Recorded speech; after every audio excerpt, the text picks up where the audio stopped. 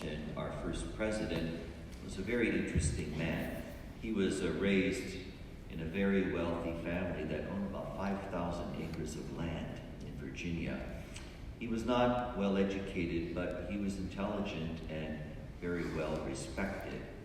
When he married Martha, he also came into more wealth because she was from a very wealthy landowning family. And together, in today's standards, they were worth about $14 million. Washington served in the local militia at that time and then decided to run for office. And after serving his term, he retired to his plantation.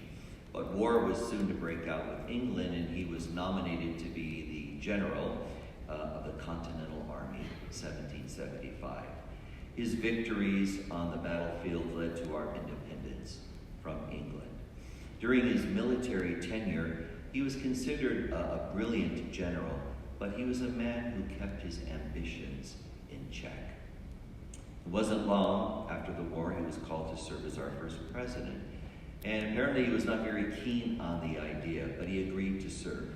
After his first term, he wanted to retire and go home, but they encouraged him to seek a second term.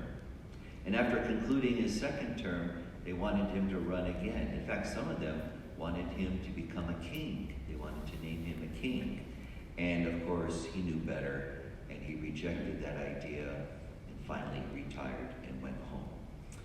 Without a doubt, he could have taken advantage of that opportunity at that time in history to take upon himself this kind of authority and lord it over people, replacing one king with another.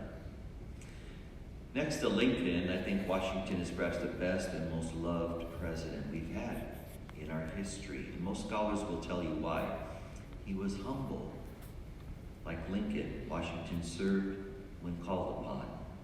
It was not his desire to seek power for himself or have this kind of authority over people. He did just the opposite.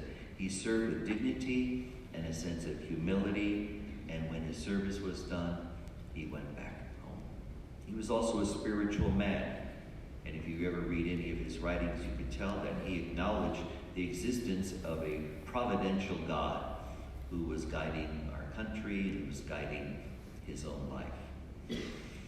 In the gospel today, Jesus is having a little problem with his disciples.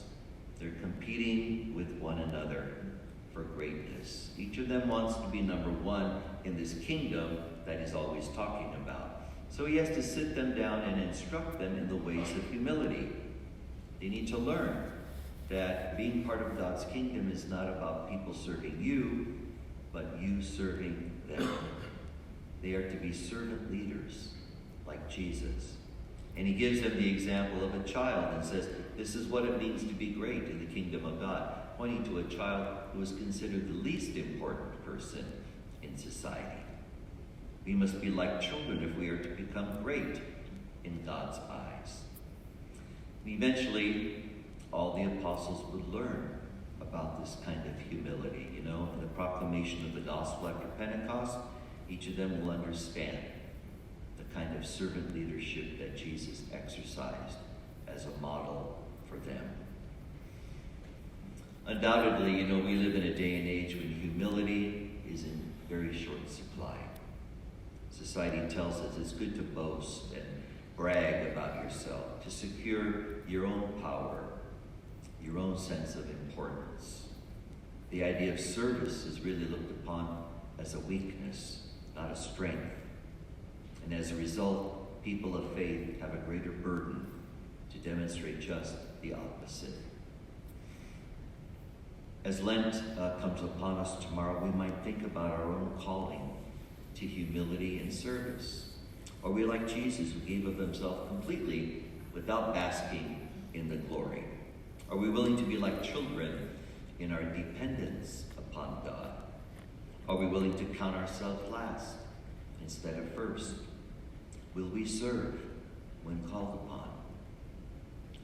I think today's first reading, as strong as it is, sums it up very nicely. After telling us all the reasons for our fighting and hatred and jealousy and wars and problems, he reminds us, humble yourselves before the Lord, and he will exalt